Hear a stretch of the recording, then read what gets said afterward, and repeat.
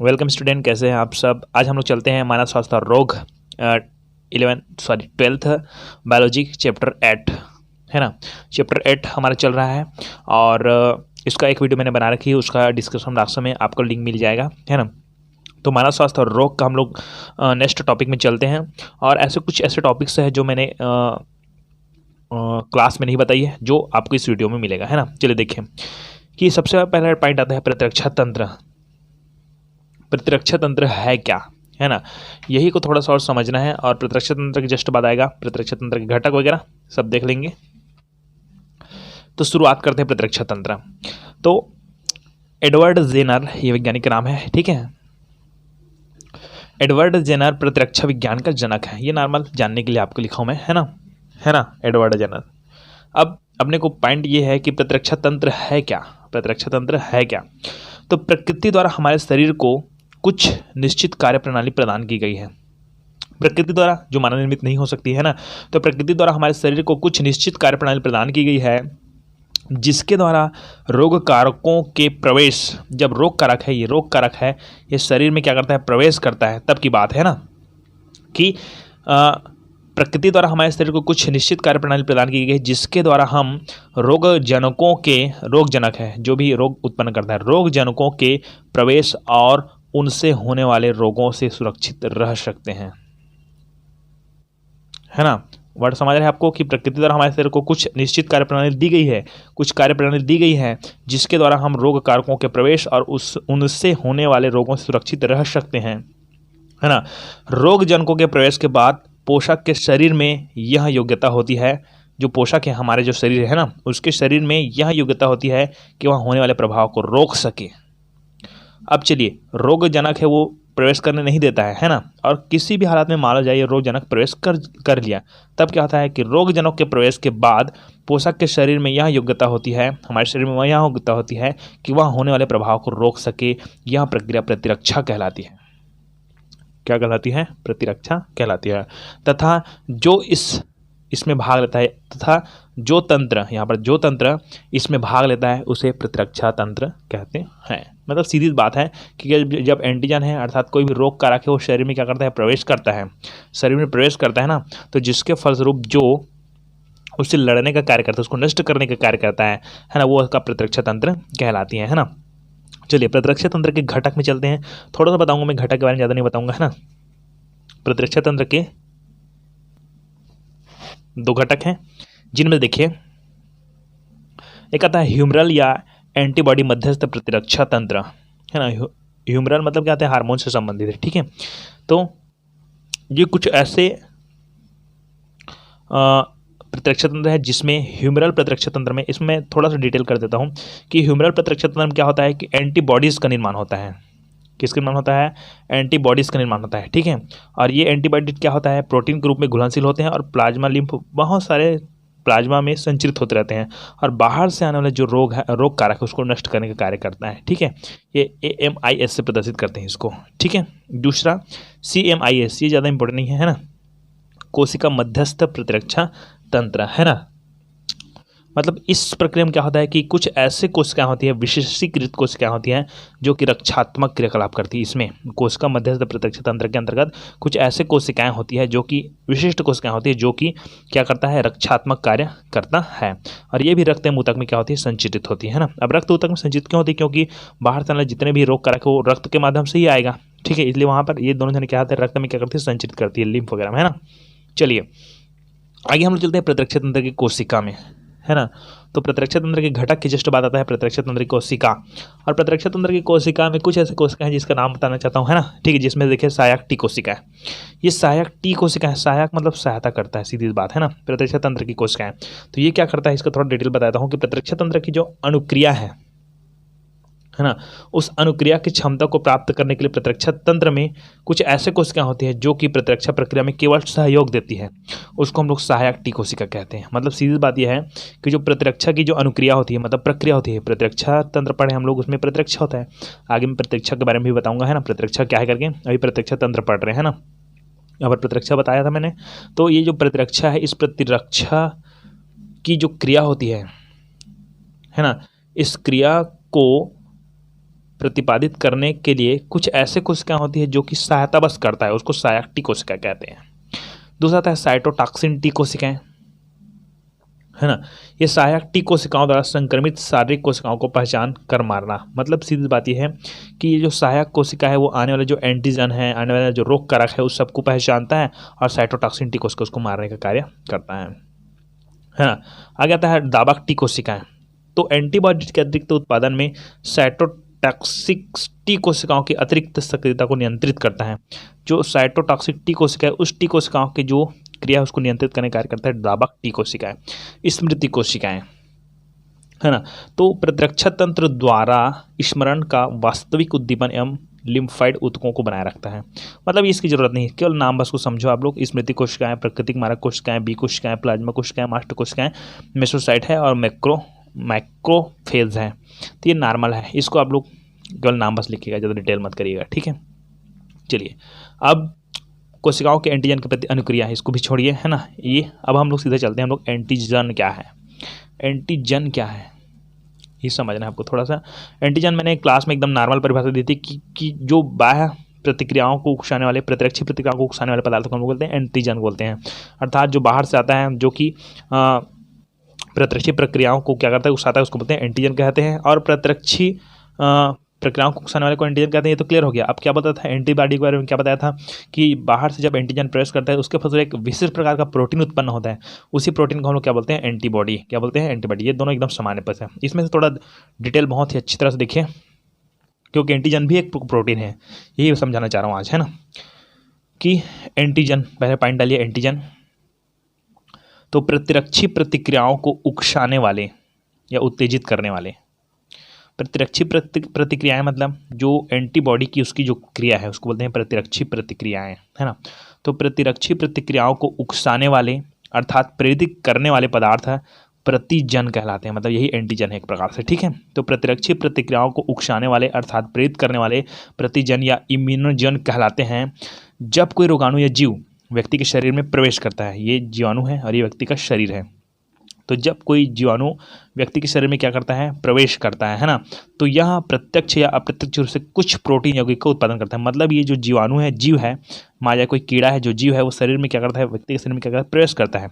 तो प्रवेश करता है तो वह प्रत्यक्ष या अप्रत्यक्ष रूप से कुछ प्रोटीन यौगिक का उत्पादन करता है। तो उसी प्रोटीन यौगिक को हम लोग बोलते हैं एंटीजन। क्या बोलते हैं, एंटीजन, है ना। तो आपको क्लियर हो गया कि एंटीजन बाहर से आता है ना। जो कि सीधी बात है कि जो एंटीजन है ना वो क्या करता है, जाता है अंदर और व्यक्ति में रोग उत्पन्न करता है, या किसी पशु में चाहे जाए किसी भी जंतु में रोग उत्पन्न करता है, वो एंटीजन है, ठीक है। तो एंटीजन क्लियर होगी कि प्रतिरक्षी प्रतिक्रियाओं को उकसाने वाले पदार्थ, ठीक है, उकसाने वाले अर्थात प्रेरित करने वाले पदार्थ प्रतिजन या इम्यूनोजन कहलाते हैं। ये तो क्लियर हो गया। जब कोई रोगाणु या जीव, जब कोई रोगाणु क्या है, जीव है, वह व्यक्ति के शरीर में प्रवेश करता है तो यह प्रत्यक्ष या अप्रत्यक्ष रूप से कुछ प्रोटीन, प्रवेश करने के बाद कुछ प्रोटीन का उत्पादन करता है, जिसे एंटीजन कहते हैं। तो आपको बता दूं कि जो एंटीजन है वो भी एक कुछ प्रकार से प्रोटीन से ही है ना। सब जने को ये पता है कि एंटीबॉडी ही प्रोटीन है, तो ये भी एंटी प्रोटीन, क्योंकि ये जो एंटीजन है ये भी प्रोटीन, क्योंकि ये शरीर, जीव के शरीर से निकलती है और किसी स्वस्थ जीव में ये प्रवेश करती है, ठीक है। ओके चलिए एंटीबॉडी में चलते हैं कि जब शरीर में एंटीजन प्रवेश करते हैं, सीधी बात यही, एंटीजन मतलब कोई जीव प्रवेश करते हैं ना, तो जब शरीर में एंटीजन प्रवेश करते हैं तो प्रतिक्रिया के फलस्वरूप ऊतकों द्वारा दूसरे प्रोटीन अणुओं का संश्लेषण होता है, ठीक है। तो प्रतिक्रिया के फलस्वरूप ऊतकों के द्वारा दूसरे प्रोटीन अणुओं का संश्लेषण होता है, जिसे एंटीबॉडी कहते हैं। मतलब सीधी बात है कि जब एंटीजन प्रवेश करता है तो इसको रोकने के लिए एंटीबॉडी का उत्पादन होता है। तो एंटीजन एंटीबॉडी में फर्क क्लियर हो गया आपको। चलिए, तो एंटीजन और एंटीबॉडी हो गया। अब हम लोग एक क्वेश्चन करते हैं, जिस क्वेश्चन को मैंने क्लास में नहीं बता रखी है। एंटीबॉडी की संरचना, एंटीबॉडी की संरचना अर्थात प्रतिरक्षी अणु की संरचना, ये थोड़ा सा इंपॉर्टेंट है, क्योंकि जरूरी है कि एंटीबॉडी है और एंटीजन है वो कैसे कार्य करता है। मैंने आपको बताया था कि कोई एंटीजन है वो शरीर में प्रवेश करता है तभी एंटीबॉडी उत्पादित होती है, ठीक है। तो सबसे पहले एंटीबॉडी कैसे उत्पादित होती है उसको बताता हूँ, और एंटीजन और एंटीबॉडी कैसे क्रिया करता है, एंटीजन को कैसे नष्ट करता है, ये इसको प्रतिक्रिया को मैं बताऊँगा। तो सबसे पहले ये एंटीजन की संरचना देख लेते हैं। तो प्रतिरक्षी पदार्थ इम्यूनोग्लोबिन इम्यूनोग्लोबिन, याद रखिएगा, ठीक है। तो प्रतिरक्षी पदार्थ अर्थात एंटीबॉडी इम्यूनोग्लोबिन नामक प्रोटीन से बने होते हैं, ठीक है, जिसमें 4 पॉलीपेप्टाइड श्रृंखला होती है। 4 देखिए हमारे पास, ये वाला जो लाइन जा रहा है ये 1 हो गया, और ये वाला जो लाइन जा रहा है वो 2 हो गया, और ये वाला जो लाइन आ रहा है वो 3 हो गया, और ये हो गया 4। तो जिसमें 4 पॉलीपेप्टाइड श्रृंखला होती है, जिसमें से दो भारी होता है। ये वाला लाइन और ये वाला लाइन क्या होता है, भारी होता है। तो प्रतिरक्षी पदार्थ इम्यूनोग्लोबिन नामक प्रोटीन से बने होते हैं, जिसमें से 4 पॉलीपेप्टाइड श्रृंखलाएं होती है, जिसमें 4 पॉलीपेप्टाइड श्रृंखला होती है, 4 पॉलीपेप्टाइड श्रृंखला होती है, जिसमें से दो भारी यहाँ पर देखें 440 अमीनो अम्ल तथा दो हल्की 220 अमीनो अम्ल श्रृंखला आपस में, जिसमें दो भारी, अब इसको अमीनो अम्ल नहीं बोल रहा हूँ मैं, ठीक है, जिसमें दो भारी तथा दो हल्की श्रृंखला आपस में, ये दोनों देखिए यहाँ पर जुड़ा हुआ है, आपस में डिसल्फाइड बंध द्वारा मुड़कर वाई आकृति बनाता है। डिसल्फाइड बंध द्वारा ये जुड़ता है, डिसल्फाइड बंध द्वारा जुड़ता है अर्थात मुड़कर, ठीक है, ये वाई के आकार का, ये देखिए वाई के आकार का संरचना बनाता है, ठीक है। चलिए, तो ये क्लियर हो गया आपको कि दो भारी तथा दो हल्की हैवी चेन बोलेंगे इसको, ये इसको हैवी चेन है ना, और इसको हम लोग बोल देंगे लाइट चेन,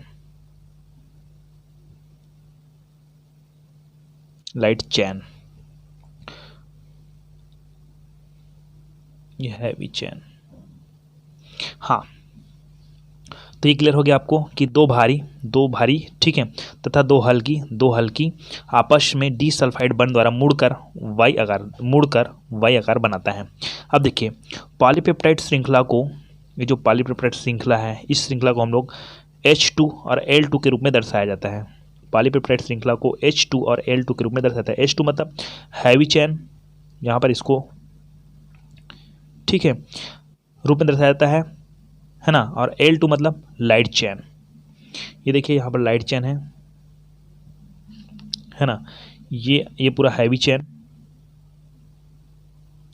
और ये इधर हो गया लाइट चेन, है ना।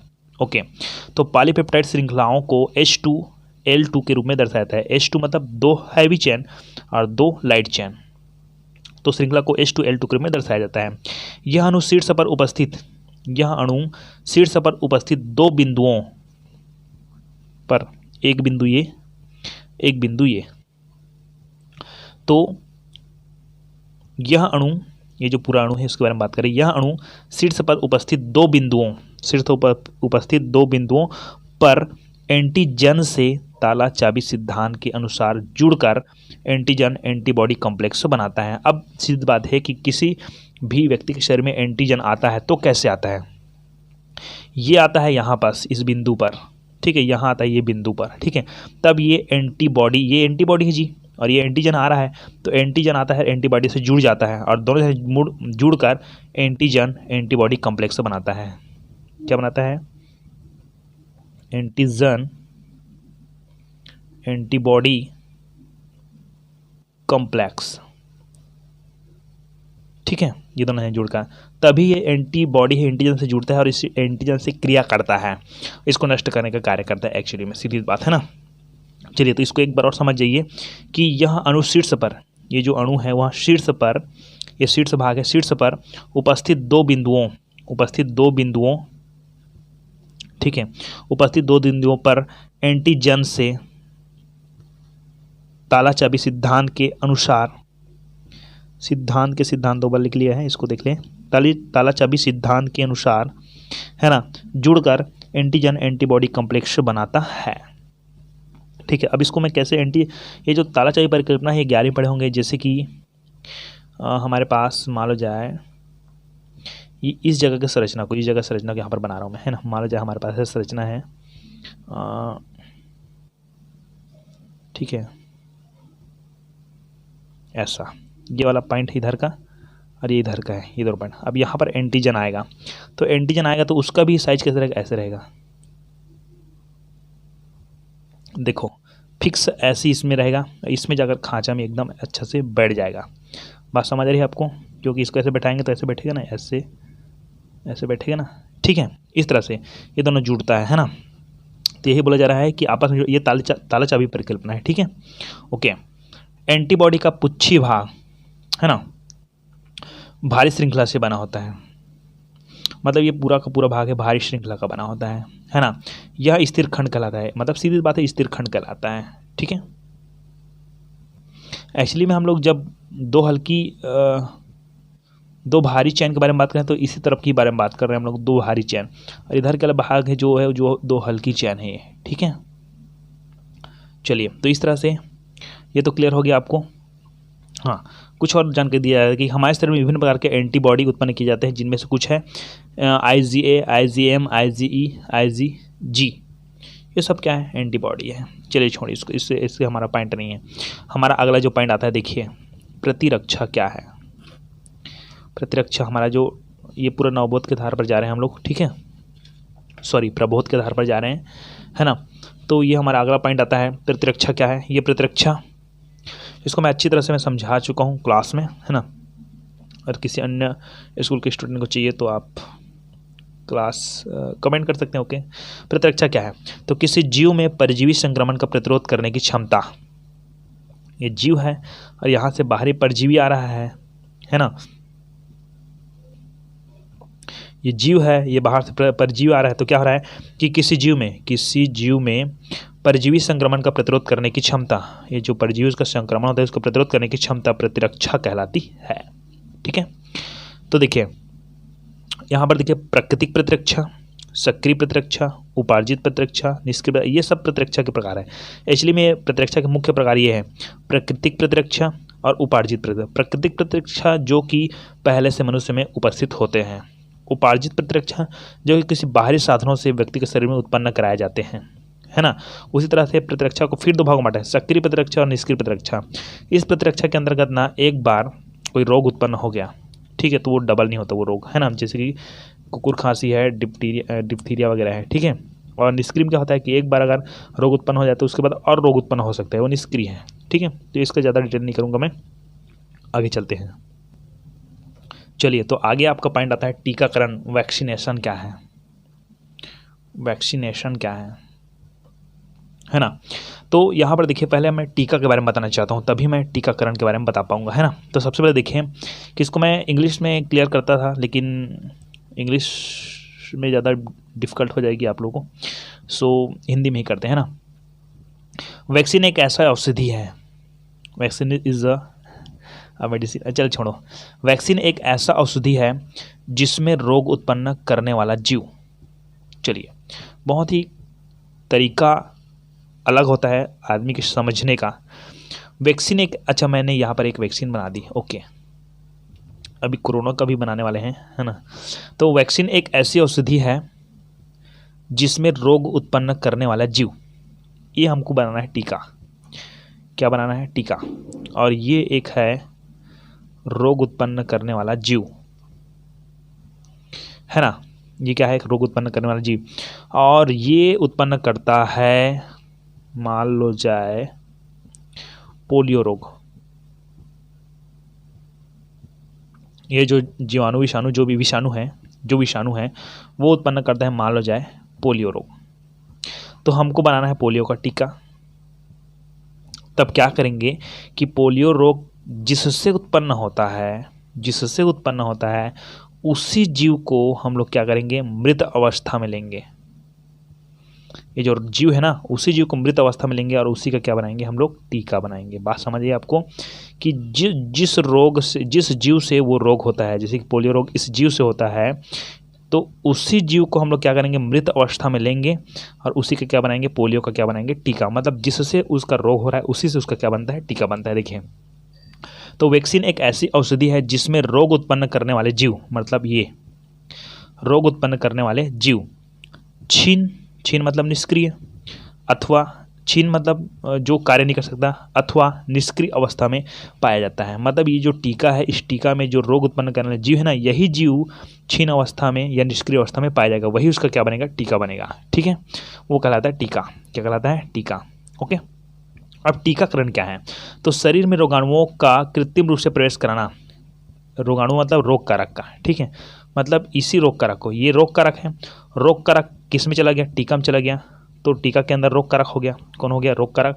और इसी टीका को व्यक्ति के शरीर में, मनुष्य के शरीर में क्या कराएंगे, प्रवेश कराएंगे, तो यही कहलाएगा टीकाकरण। टीका को मनुष्य के शरीर में कृत्रिम रूप से प्रवेश कराया जाना टीकाकरण कहलाता है, या शरीर में रोग कारक अर्थात टीके को, यहाँ पर कोष्टक में देना, टीके को है ना, कृत्रिम रूप से प्रवेश कराया जाना टीकाकरण कहलाता है।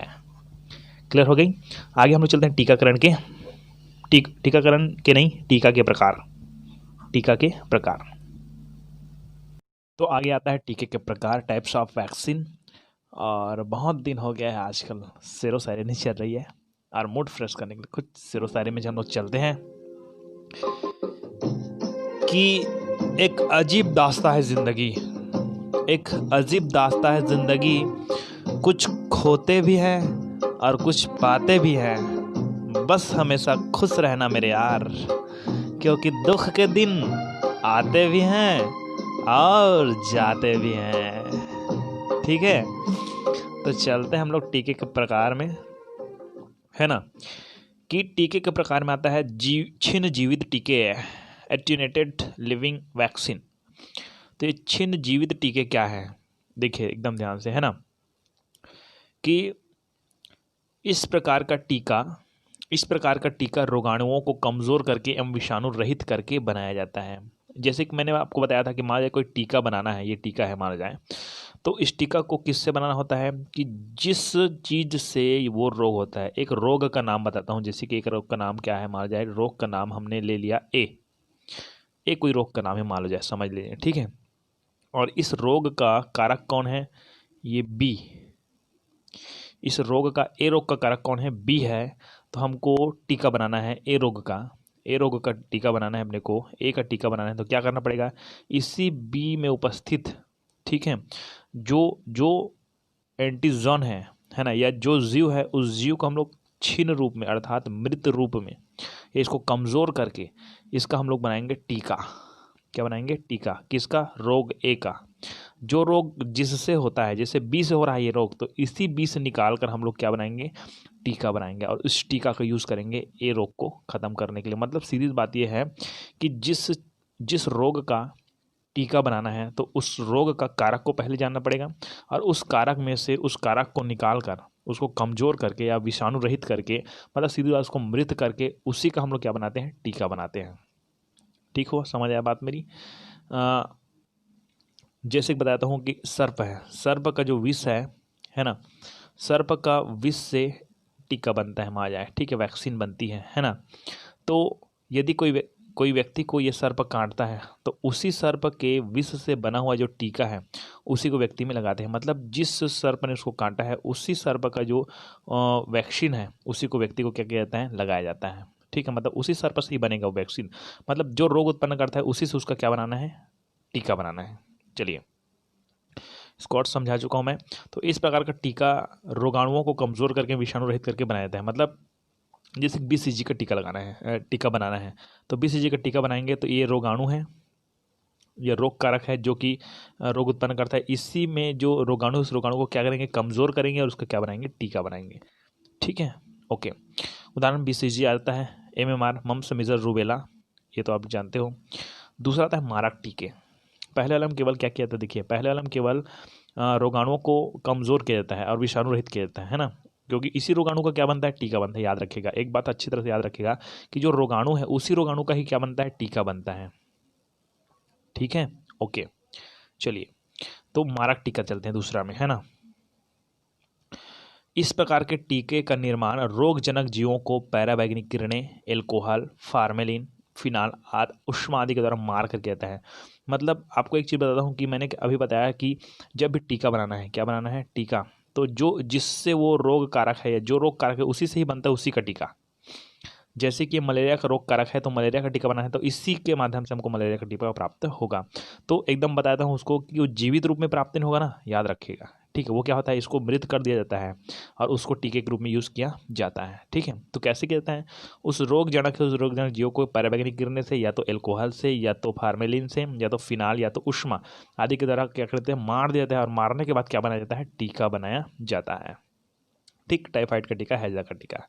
मतलब सीधी बात यह है कि टाइफाइड जिस रोग कारक से होता है, जैसे कि रोग कारक है, ठीक है, टाइफाइड जिस रोग कारक से होता है उस रोग को क्या कर देता है, मार दिया जाता है और इसी का क्या बनता है, टीका। किसका टीका बनेगा, टाइफाइड का। जिससे टाइफाइड होता है उसी रोग कारक को मारकर उसी टाइफाइड का क्या बनता है, टीका बनता है। ये याद रखिएगा बात को, है ना। तीसरा टीका में चलते हैं, टॉक्साइड। तो इस प्रकार के टीके के निर्माण की प्रक्रिया में जीवों द्वारा उत्पादित विषय के विषैले गुण को नष्ट करके किया जाता है। मतलब क्या कहा जाए कि मान लीजिए टीका बनाना है, ये हमारे पास क्या है, टीका। क्या बनाना है, टीका। तो यहाँ पर हमारे पास विष है, तो इस विष के जो गुण हैं उस गुण को, विषैले गुण को क्या कर देते हैं, नष्ट कर देते हैं। जीव द्वारा जो विषैले गुण को नष्ट करने पर इसी जो विष है, विष का विषैला गुण नष्ट कर देते हैं और उसी विष का क्या बनाएंगे हम लोग, टीका बनाएंगे। क्या बनाएंगे, टीका। क्लियर हो गई बात मेरी, हाँ। तो इस प्रकार के टीके के निर्माण की प्रक्रिया में जीवों द्वारा उत्पादित विष के विषैले गुण को नष्ट करके तैयार किया जाता है ना। लेकिन इसके निर्माण में यह तथ्य सुनिश्चित किया जाता है कि उसका एंटीजेनिक गुण से बचा रहता है। मतलब जो गुण है, एंटीजन का जो गुण है ना, इतने तक लिखेंगे तो भी चला जाएगा, कोई दिक्कत नहीं, आगे मत लिखिए, ठीक है, ओके। चौथा होता है टीके रूप में एंटीबॉडीज। तो कभी कभी एंटीबॉडी का उपयोग भी टीके के रूप में किया जाता है। तो इसमें किसी व्यक्ति जंतु के संक्रमित हो जाने के बाद सीरम को निष्कर्षित करके उसको टीका के रूप में इस्तेमाल किया जाता है, ठीक है। मतलब क्योंकि सीरम में उसके रोगाणुओं के विरुद्ध एंटीबॉडी पाई जाती है। मतलब सीधी बात यह है, इतना तक लिखना। इसका मतलब यह है कि मान लीजिए किसी व्यक्ति में रोग उत्पन्न हो रहा है, ठीक है, तो रोग उत्पन्न हो रहा है तो टीका न लगाकर क्या किया जाता है कि कहीं से उसमें एंटीबॉडी का डोज दिया जाता है। एंटीबॉडीज का डोज दिया जाता है, किसी सीरम वगैरह में एंटीबॉडीज का डोज होता है, उसको उस व्यक्ति को दिया जाता है, जो कि टीके तरह का क्या करता है, कार्य करता है, ठीक है। ये क्लियर हो गया आपके पास। आगे का जो हमारा टॉपिक है बहुत ही इंपॉर्टेंट टॉपिक है, जिसका नाम है एंटीसीरा। क्या नाम है, एंटीसीरा, है ना। एंटीसीरा क्या है देखते हैं हम लोग। बहुत ही सिंपल पॉइंट है एंटीसीरा और बहुत ही इंपॉर्टेंट है, ठीक है जी, हाँ। एंटीसीरा प्रतिरक्षियों का द्रव्य रूप है। प्रतिरक्षी मतलब एंटीबॉडी, एंटीबॉडी, है ना। तो एंटीसीरा प्रतिरक्षियों का द्रव्य रूप है जो आवश्यकता अनुसार रोगी के रोगाणुओं को मारने के लिए दिया जाता है, जो एंटीसीरा है उसको, ठीक है। अब एंटीसीरा कैसे बनाएंगे उसको मैं बताऊंगा आगे। तो सबसे पहले ये समझ लेना है कि एंटीसीरा प्रतिरक्षियों का कौन सा रूप है, द्रव्य रूप है ना। विभिन्न प्रकार के रोगों के लिए विभिन्न प्रकार के एंटीसीरा होते हैं। मतलब अनेक प्रकार के रोग, जितने प्रकार के रोग होंगे उतने प्रकार के क्या बन सकते हैं, एंटीसीरा बन सकते हैं, है ना।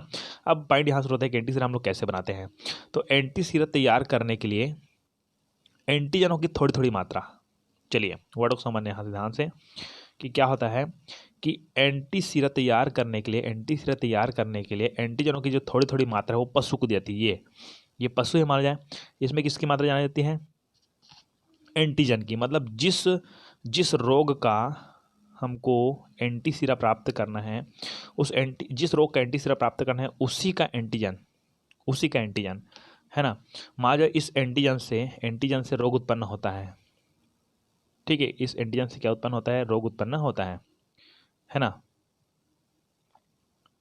मान लो जाए, अब इसको समझना अच्छा से, ये हमारे पास एक एंटीजन है, इस एंटीजन से रोग ए उत्पन्न होता है, रोग ए उत्पन्न होता है। तो ए का हमको क्या बनाना है, एंटीसीरा बनाना है, एंटीसीरा बनाना है। अभी एंटीसीरा पढ़े हम लोग ना, एंटीसीरा बनाए तो क्या करेंगे, इसी एंटीजन को बार बार शरीर में देंगे। किसके शरीर में, पशु के शरीर में देंगे इसी एंटीजन को, जिस एंटीजन से रोग ए होता है। और हमको क्या बनाना है, रोग ए का ही एंटीसीरा बनाना है, रोग ए का क्या बनाता है, एंटीसीरा बनाना है। तो मैंने बताया था कि एंटीसीरा या एंटी टॉक्सिन है या तो कोई भी वैक्सीन है, वो किससे बनता है, जो जिससे रोग उत्पन्न होता है, उसी से ही बनता है उसका वैक्सीन, अर्थात उसी से बनेगा उसका क्या, एंटीसीरा।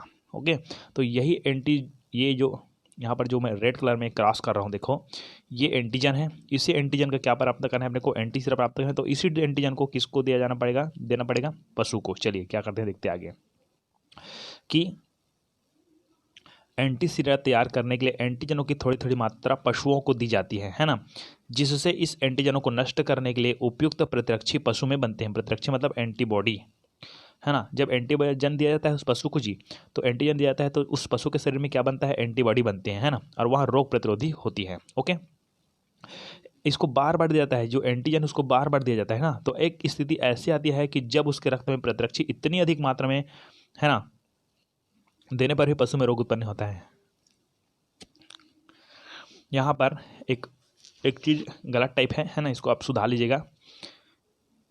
एक स्थिति ऐसी आती है जब उसके रक्त में प्रतिरक्षी की जगह आप लिखोगे एंटीजन। क्या लिखोगे, एंटीजन।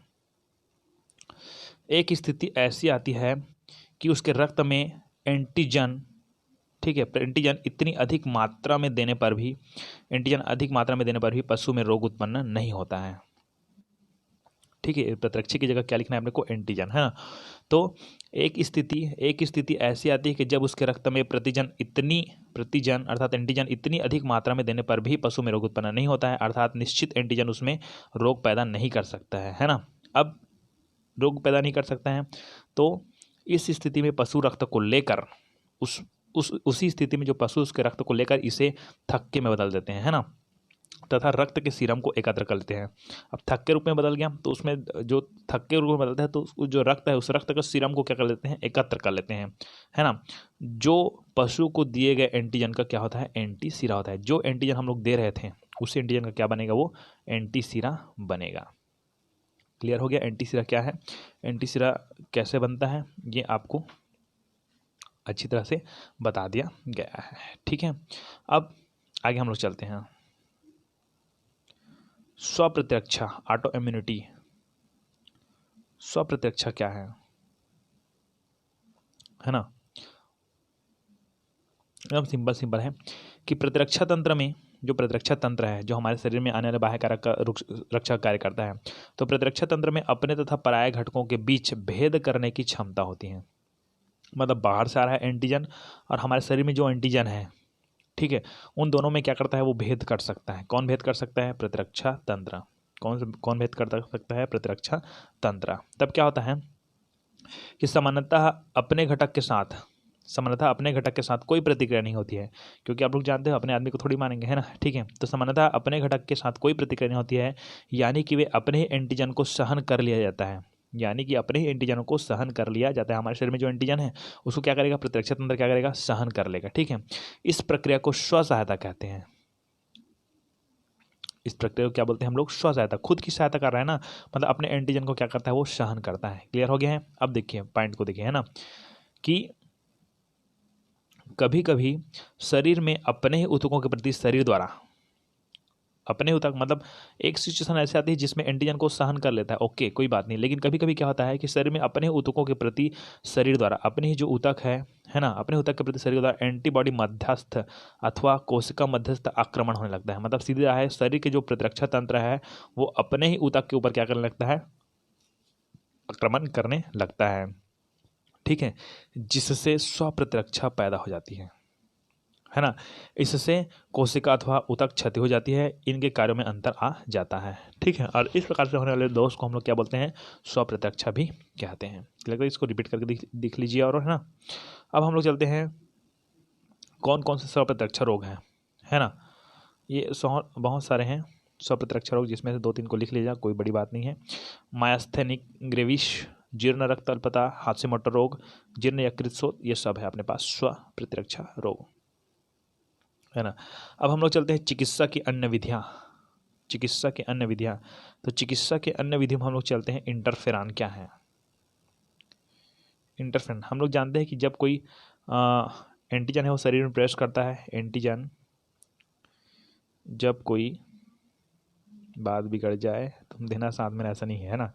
जब कोई यहाँ पर क्लियर नहीं हो रहा, हाँ इसको इस रंग को, चलिए ये हमारे पास एक एंटीजन है, ये भी क्लियर नहीं हो रहा है, इस कलर करते हैं एंटीजन। चलिए इसको ए लिख देता हूँ मैं, एंटीजन, है ना। ये चल, जब कोई एंटीजन है वो शरीर में क्या करता है, प्रवेश करता है। प्रवेश करता है तो शरीर में क्या होता है, एंटीबॉडी, ए भी लिख देता हूँ इसको, ठीक है, एंटीबॉडी बनती है। ये अब जानते हैं हम लोग सब जने कि जब कोई एंटीजन है वो शरीर में प्रवेश करती है तब क्या बनता है, एंटीबॉडी बनती है। अब क्या होता है कि अब एंटीबॉडी से संबंधित और बहुत सारे कोशिकाएं हैं, ठीक है, एंटीबॉडी से संबंधित बहुत सारी कोशिकाएं जो कि एंटीबॉडी निर्माण करती है। अब उसी जगह एक ऐसा चीज़ होता है उसका भी निर्माण होता है जब कोई एंटीजन प्रवेश करता है। तो हम लोग एक बात क्लियर कर लेते हैं कि एंटीजन प्रवेश करता है तो एंटीबॉडी बनता है, ये तो हम लोग क्लियर करते हैं। लेकिन एंटीजन के प्रवेश के बाद एक और चीज़ प्रोटीन बनता है, एक और नया प्रोटीन बनता है जो कि बहुत ज़्यादा ही इफेक्टिव होता है ना। वो कौन है, वही इंटरफेरॉन है आपका, ठीक है। वो भी मतलब एक प्रकार से कहा जाए एंटीबॉडी का भाई है ना। चलिए, इंटरफेरॉन विशिष्ट प्रकार के प्राकृतिक प्रोटीन होते हैं,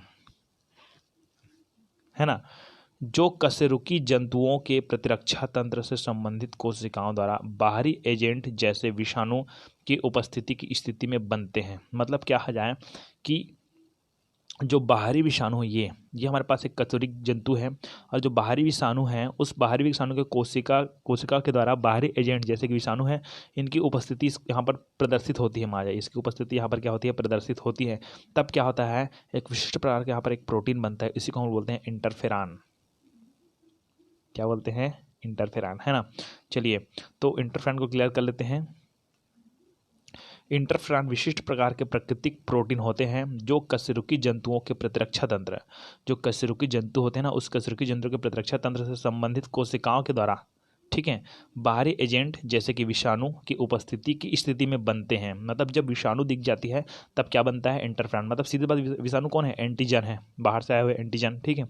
एंटीजन आता है तो क्या बनता है, एंटीबॉडी बनता है, हम लोग जानते हैं। इसी तरह सेम जब विषाणु आता है तब क्या बनता है, इंटरफेरॉन बनता है ना। तथा इस विषाणुओं से अन्य स्वस्थ कोशिकाओं की रक्षा करते हैं। मतलब ये जो विषाणु आता है अंदर में तब इंटरफेरॉन बनता है, और उस विषाणु से हमारे शरीर के अन्य कोशिकाओं की क्या करता है, रक्षा करता है, उसको बोलते हैं इंटरफेरॉन। अब क्या कहते हैं कि इंटरफेरॉन ये नॉर्मल एक प्राकृतिक प्रोटीन हो गया, ये तो हम लोग क्लियर कर लीजिए, है ना, ठीक है। लेकिन इंटरफेरॉन की पूरा प्रतिक्रिया है वो हम लोग क्लास में देखते हैं, है ना। चलिए आगे हम लोग चलते हैं। इंटरफेरॉन की जैसे बात, इम्यूनोमॉड्यूलेशन, ये क्या है, इम्यूनोमॉड्यूलेशन। चलिए अब इसमें क्या होता है उसको देखें। हाँ, इम्यूनोमॉड्यूलेशन, लेसन, यहाँ पर लेटर लिखा है ना, तो लेटर अलग है, लेशन स न, ठीक है। इसको मैं ऐड करूँगा, कैसे ऐड करूँगा देखिए। ऐसे औषधि जो किसी मरीज के प्रतिरोधी रेस्पॉन्स को घटाकर, मतलब प्रतिरोधी रेस्पॉन्स मतलब जो इम्यूनिटी रेस्पॉन्स है, प्रतिरोधी क्षमता है, उस क्षमता को या तो घटाकर या तो बढ़ाकर। सीधी बात यह है कि कई बार उच्च प्रतिरक्षा भी निर्मित हो जाती है जिसके वजह से हम लोग एलर्जी हो सकती है ना। हमको देखिए लेवल है, एक लेवल है, यहाँ पर निम्न प्रतिरक्षा इधर बढ़ता है, उच्च प्रतिरक्षा इधर बढ़ता है। अब कोई यहाँ पर हमारे पास कोई एंटीजन आ रहा है,